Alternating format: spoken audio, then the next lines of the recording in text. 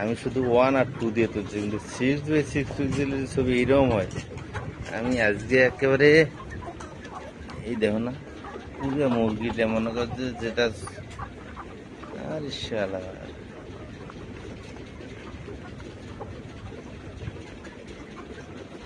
এই ছবি দেখলে তো যে কেউ পাগলা হয়ে যাবে বেটা।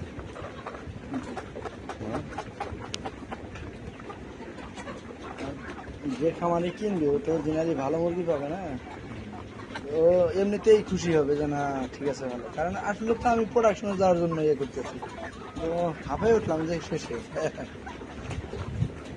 এরপরে মাছা করার বুদ্ধি করো, মাছা করলে গেলে একটা জিনিস কি মাথায় রাখবে ওটা কি জানো, যদি তুমি সঠিক ব্যবসা করো তোমার ব্যবসা কেউ খাইতে পারবে না। কাকা এর জন্য তো বললাম যে 1 সেকেন্ড 1 মিনিট চুরি করার ধান্দা নাই, কোনো ইয়ে নাই, সঠিক কে কি কয় কোক আর কে কি ভাবনা ভাবে ভাবুক।